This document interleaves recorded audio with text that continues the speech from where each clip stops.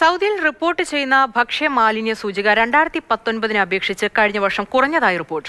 18.9% നിന്ന് 15.8% കുറഞ്ഞതായി ജനറൽ ഭക്ഷ്യസുരക്ഷാ അതോറിറ്റിയാണ് വെളിപ്പെടുത്തിയത്. പൊതുജന അവബോധം സൃഷ്ടിക്കാനായത് നല്ല ഫലം കൈവരിക്കാനായതായാണ് റിപ്പോർട്ട്. ഭക്ഷ്യനഷ്ട സൂചികയും ഭക്ഷ്യമാലിന്യ സൂചികയോടൊപ്പം കുറഞ്ഞിട്ടുണ്ട്. 2019 അപേക്ഷിച്ച് കഴിഞ്ഞ വർഷം ഭക്ഷ്യനഷ്ട സൂചിക 14.2% നിന്ന് 12.1% കുറഞ്ഞു.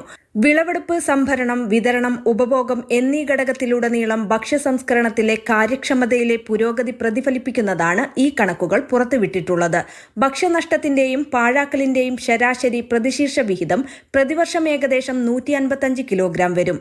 ഇതിൽ 67.2 കിലോഗ്രാം നഷ്ടവും 87.8 കിലോഗ്രാം മാലിന്യമാണെന്നും അതോറിറ്റി വിശദീകരിച്ചു. തുടർച്ചയായ തിരുത്തൽ നയങ്ങളുടെയും മെച്ചപ്പെട്ട ഭക്ഷ്യവിഭവ മാനേജ്മെന്റ് കാര്യക്ഷമതയുടെയും പ്രതീക്ഷിക്കുന്ന പോസിറ്റീവ് സ്വാധീനം ഇത് എടുത്തു കാണിക്കുന്നു. ഭക്ഷ്യവിതരണ ശൃംഖലകളുടെ കാര്യക്ഷമത വർദ്ധിപ്പിക്കുന്നതിനും സുസ്ഥിരത കൈവരിക്കുന്നതിനും ലക്ഷ്യമിട്ടുള്ള ദേശീയ ശ്രമങ്ങളുടെ പദ്ധതി പ്രകാരം ഭക്ഷ്യനഷ്ടവും പാഴാക്കലും കുറയ്ക്കുന്നതിൽ പ്രകടമായ പുരോഗതി ഈ കണക്കുകൾ പ്രകടമാക്കുന്നുണ്ട്. മുൻ വർഷങ്ങളെ അപേക്ഷിച്ച് സൂചകങ്ങളിലുണ്ടായ ഇടിവ് ഉൽപാദനം മുതൽ ഉപഭോഗം വരെയുള്ള ഭക്ഷ്യ മാനേജ്മെന്റിലെ യഥാർത്ഥ പുരോഗതിയിലേക്കാണ് വിരൽ ചൂണ്ടുന്നത്. Mathrubhumi news, Jeddah.